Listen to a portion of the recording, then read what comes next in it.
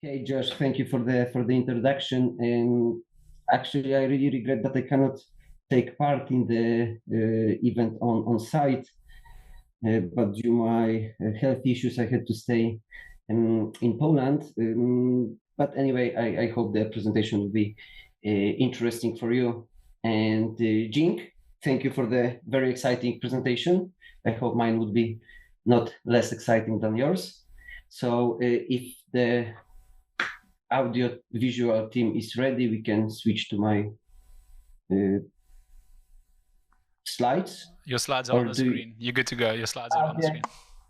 Oh, I cannot see that. I see that from different perspectives. So sorry for that. So as Josh introduced me, I'm Marcin Krzyżkowiak from CannArch, and the topic of my presentation would be reducing the carbon footprint in the building industry. So let me start with a short introduction of myself. Actually, in 2010, I took a gap year for 4 years, actually, but I lived in Netherlands for a few months. And in 2012, I see that hemp or cannabis is much more than plant to smoke, that it was known only for that reason in Poland at that point, at least in the group of people that I was in. But then I've seen that cannabis can be used in so many different products or industries, not only the pharmaceutical one that we are focusing on that event. We cannot forget that hemp is much more than a flower itself. It contains on a lot of different products, and I will mention that later. And in 2014, when I came back from the journey across Europe, I started my studies at the University of Technology in Warsaw, where I took management studies, but actually the most interesting part of the studies for me was the sustainability. And when learning and researching the sustainability topics, I found out that hemp can fulfill all the demands that we have for the sustainability in our global industry. So, this slide change? Yeah, change. Okay, so let me start from what the sustainability actually is, because we have different theories on that. There is like the going from ego to eco, the global north versus global south, triple bottom line, which consists of people, planet, and profit. But sustainable development actually, and this is a definition from United Nations, our Common Future report, says that we should not lower the abilities of the future generations of our kids to develop in the same speed or the same manner that we can develop at the moment. So we should not use all the resources available at the moment and do not leave anything for our kids, but we need to think about the future generations in our everyday choices. And probably the most interesting, the most important theory is the Sustainable Development Goals that was created by United Nations in 2017, I believe. And it consists of 17 goals that should be fulfilled to meet the sustainable development definition. And while I was studying at the University of Technology, I found out that hemp can fulfill almost half of these goals that are presented on these slides at the moment. We will go in that further, but that was very surprising for myself, for my tutors, and everybody who encountered the report that I created at that time. Actually, I've seen the Mr. Maciej Kowalski on the conference, and we invited him in 2018 or 17 to our university, so we could start the first discussion about hemp at the university in Poland. But at that point, it was still only the main thinking about cannabis was that it's only a plant to smoke, to get high. At that point, there was no discussion about its value in medicinal values. So we started that discussion. We wanted to show people that cannabis, it's not only for smoking, but it can give us the many products that can bring the sustainability to our lives.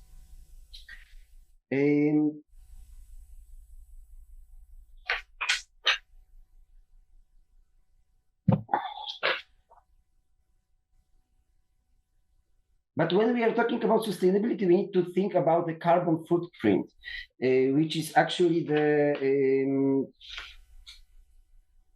carbon footprint is called the total amount of gases.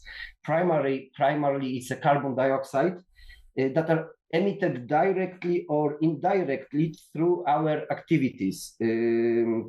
So in every product, in every action that we take, there is a certain amount of greenhouse gases that we emit, and the carbon footprint is the total amount of those gases that has to be calculated by every organization in their every daily aspects and daily activities. You can see on that slide, on that graph, on the right side, the one above that, construction sector is probably the most polluting industry on the world. That's why we in our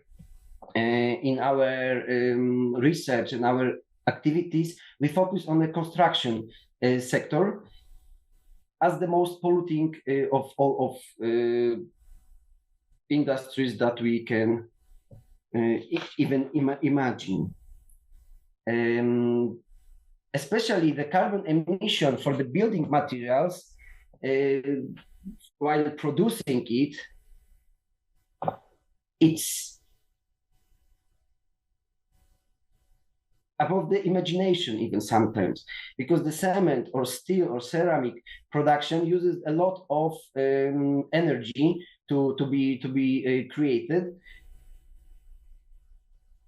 And we wondered how we can combat that with using of hemp. Because as I mentioned, we were looking at the hemp as the resource, like waste-free resource, possible to use in every industry. But we are looking for that where it can bring the most contribution to the sustainability and to the world. So we have chosen the building industry.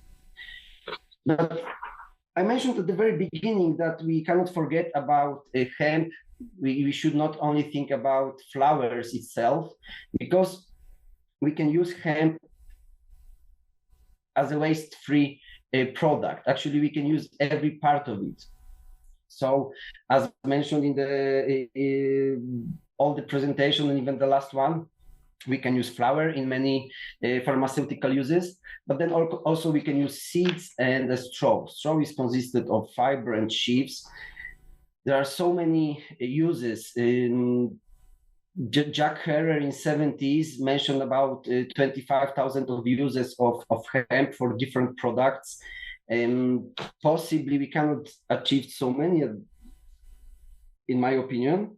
But definitely we need to think and we need to target not only the pharmaceutical or the medicinal industry, but also the textile, plastic, food industry as well, because cannabis seeds are probably the most nutritional seeds of all plants.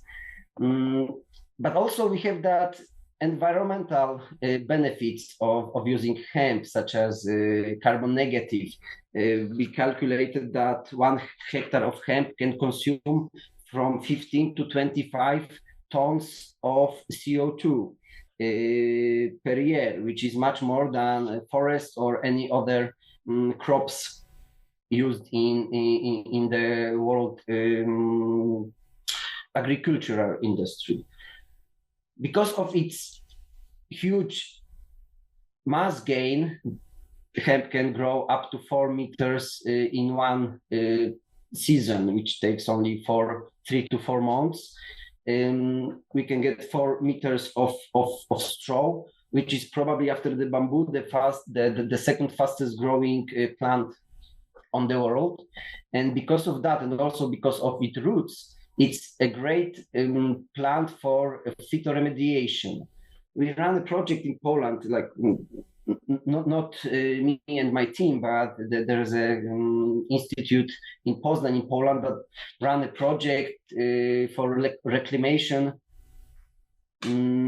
of a coal plant. And after 7 years, they brought back all the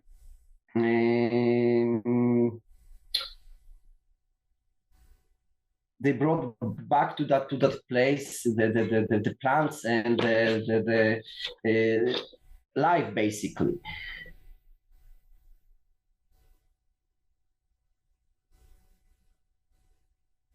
So sorry for that. So in our researches and our projects, we found out a solution to use hemp and to and to capture the carbon. So we created, probably we just called it a carbon capture device.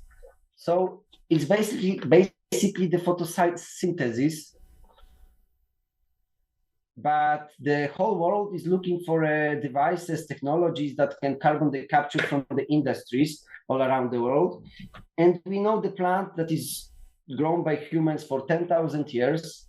It's grown all over the world, but still forgotten, because sometimes we just focus on one of its parts, forgetting about the rest of it.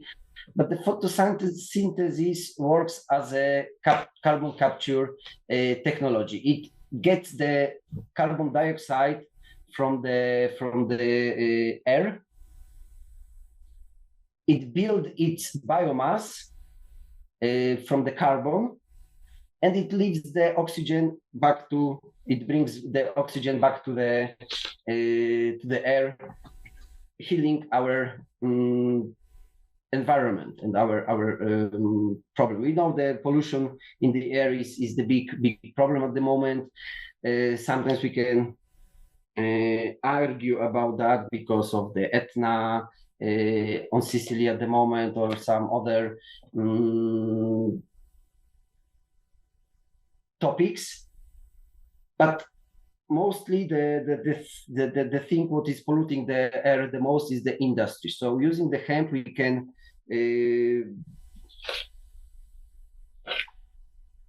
get the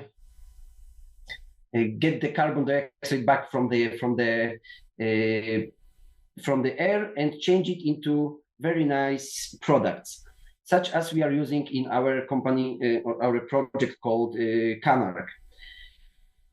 So actually, we are using the whole straw that can be changed to fibers or sheaves, which you might all know. Fibers can be used as a textile product, sheaves can be used as a plastic, but we use all of these as elements for our building products. So from fibers, we can make also the insulation mats from sheaves, we do hempcrete, which is a substitute for insulation materials made out of gasoline or the synthetic materials. And actually, we mix herds only with two other ingredients, which is a lime binder. It mostly consists of the normal lime with some other natural additives and water to prepare a blocks called hempcrete. This is a great thermal and healthy insulation material. It can't be used, unfortunately, as a structural. It can be. We can mix herds with the concrete to make a structural elements, but they don't have that acoustic and thermal properties at this point. But what's most important is that material is that it's natural. It's fully natural because of those three ingredients only, and it absorbs a lot of CO2. Actually, as you can see on the slide, it captures 160 kilograms per cubic meters. So it gives around 6 tons of CO2 per one house, like the usual size residential house in Poland. So it's probably, comparing to the other building materials, insulation materials that produce a footprint, they produce CO2 and emits it to the atmosphere. With using hempcrete can absorb and can sequestrate the CO2 from the atmosphere, which is probably the only building materials on the world that can do so. It's also fireproof because of the lime which is in it, and mold resistant, which has sometimes that's a big question sometimes, because it's a plant filling, herds. So people ask how it behaves when it gets water, and would it mold or not. And because of the breathing properties, it would never mold, and also it can bring us the healthy environment because of the reducing humidity inside the buildings. So we are a group of companies that promote hemp, also as a waste-free resource, but also as a probably the best technology to protect the environment and to store the carbon from the atmosphere. And we consist of 4 companies at the moment. One is focused on consulting.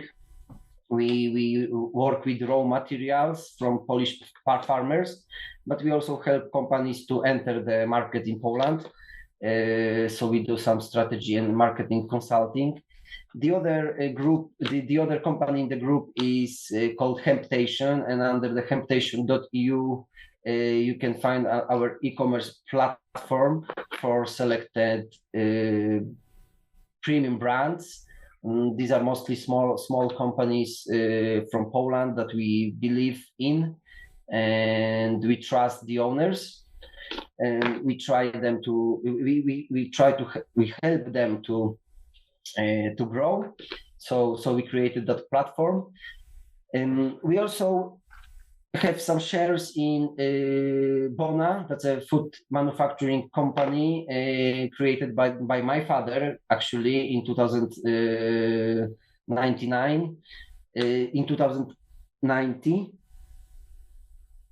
No, sorry. In 1990. I have always problem with the numbers in English, and that's where we work with hemp oil mostly and hemp proteins to create condiments and finished food products based on the most nutritional seeds on the planet. And there's also a CannArch which focuses on industry, of construction industry, where we create those bricks, hempcrete bricks, which I showed you on the last slide. And also we try to develop a technology for using hemp straw in plastic products, such as the doors or windows. But that's something that it's in our plan for the second part of this year. At the moment, we are building a facility for hemp bricks production facility, and hopefully in 3 months we would get all the certification needed to sell the products on the Polish market. That's all from me at the moment.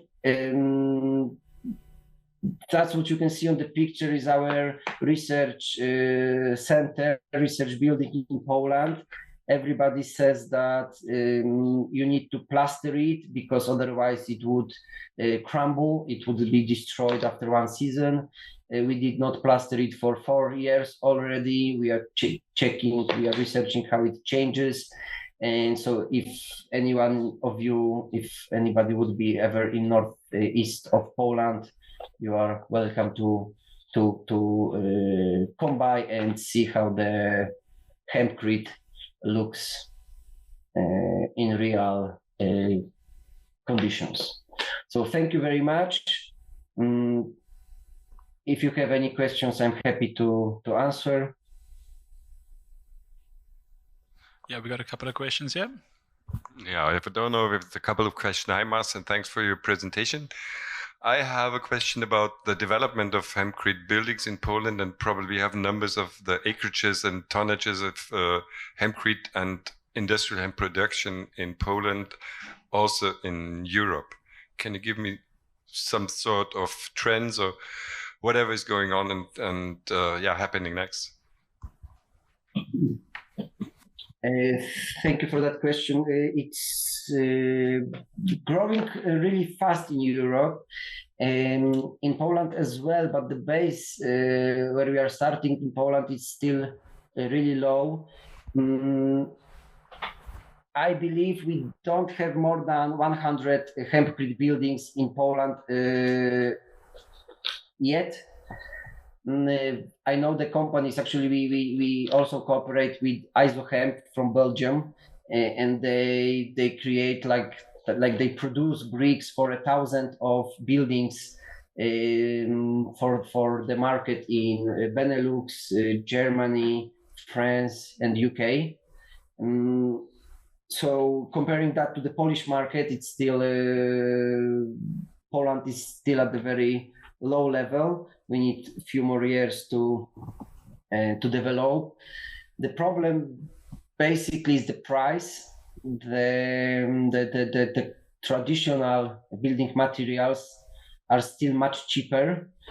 Of course, we don't have that environmental benefits with them. We have that only with natural materials such as hempcrete. But I believe the more fields and more production facilities can bring the price down, and then we can be competitive to the traditional materials. You also asked about the size in Poland. Unfortunately, we still have only one sheaves production facility, like the cortication plant in Poland. I'm lucky to be based in Łomża, and the production of sheaves is based in Białystok, which is only 80 kilometers from our production plant. But still it's the only one in Poland, so the demand is too big. It cannot be fulfilled by this only plant, and because of that, also the development of hempcrete buildings in Poland is really slow. But as mentioned, in the west of Europe and also in Ukraine before the war, and hopefully in the close future, the development is much faster. There's hundreds of buildings in each country built every year. So hopefully we'll be on that level in Poland soon. Thank you, Marcin. One more question. You mentioned a little bit about the industry, about the final products that you are involved with. Can you tell a little bit about the raw material? Where is it coming from? Where do you grow the hemp? Are you growing it by yourself, or are you just buying it, the raw material, from farmers around the world? And no, we do not grow at the moment. Like we never grew, but this is our plan for maybe 2 or 3 years from now. At the moment, we supply our sheaves and fiber from, as I mentioned, the partner just 80 kilometers from our facility, but we are looking for more suppliers. As also mentioned, the demand for raw materials in Poland is huge. The production facility in Białystok cannot fulfill it, so we are looking for products all around the world. Maybe and it's not actually all around the world, because if you are talking about that CO2 and environmental benefits, we cannot forget that transportation is also one of the most polluting industry. So we cannot actually supply our raw materials from even France, because then the transportation kills all the CO2 sequestration benefits of hempcrete. So we try to work with farmers locally. That's why we also teach people. We advocate about hemp. We try to interest farmers in Poland, so they grow hemp for both of our projects, so the seed and also the straw. But definitely bringing it from long distance, it's not the strategy we have, because it kills all the benefits that I spoke about in the presentation. Thank you, Marcin. I've also got a question regarding the quantification of the carbon that is sequestered in the hempcrete. How do you measure that? Is it, taking a sample from the wall after 1 year and sort of calculating how much carbon is in there, or how do you quantify the carbon that is sequestered? And unfortunately, that's a great question, because unfortunately at the moment we calculate in Excel based on the researches done all around the world. And we are preparing. We found one company that actually they're from Germany, and we try to work with them on the algorithm that gives us the exact values. Carbon sequestration can be calculated based on the carbon absorbed by hemp while it's growing, and also on the basis of lime while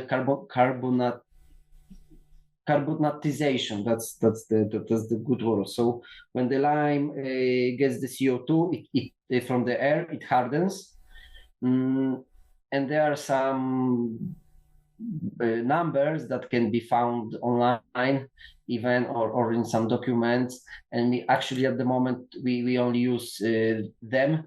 We are working on that algorithm, but it would take more time. It's a bit complicated. We need to also calculate the environmental issues that change on daily basis. Actually, we also work with Warsaw University of Technology, my alma mater, and we use, it's not maybe a best word to say, but we use the students to do some researches for us.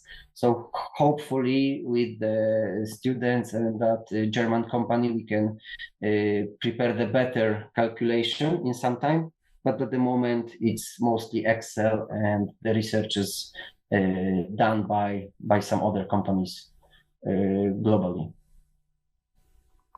Second question. I'm not sure if we have enough history with regards to research in this domain, but I wonder if there's ever going to be some sort of saturation point where, for example, the walls no longer transform the carbon into, the way I understand it is the silica is what reacts with the carbon and the lime, and then it calcifies. So that's what giving us stronger properties. But does that ever reach a point where maybe after 10, 15 years, it's no longer actually taking carbon out of the air? I don't suppose you have the answer, but just thought I'd table the thought. Great thoughts. I discussed that topic with Wolf Jordan. He's one of the most prominent lime experts. Like he works 50 years with lime, and due his knowledge, the carbon never stopped carbonatization. It all the time it works. It takes the humidity from the air, and when it's wet or it gets a little bit of humidity, then it sequestrates carbon from the air to dry. So it actually, due to his knowledge, it never stops. That's something that we would love to check. But as you said, there's not enough history yet. The first buildings in the Nova era at the moment are from 70s, from France. So it's not more than 50 years of history of using hemp as a building material. Of course, there are some projects in the world from the past, like in Japan from 16th century, but they focus on a bit other uses of hemp, such as whole straw and the clay. But hemp and lime, the history reaches 70s, so there is not enough knowledge. But as I said, due to Wolf Jordan's experience, it will never stop sequestering carbon from the air. That's phenomenal. Thank you very much, Marcin, for sharing with us. We have reached the end of our session, and we're going to go into a coffee break. I hope you have a coffee on your side too. But thank you for sharing with us. Naturally, you will not be physically present for the roundtable discussions, but your details are currently being shown on the board. So if anyone has any questions, you're welcome to shoot Marcin an email. Thank you, Marcin. Have a good afternoon. Thank you very much. Have a good time.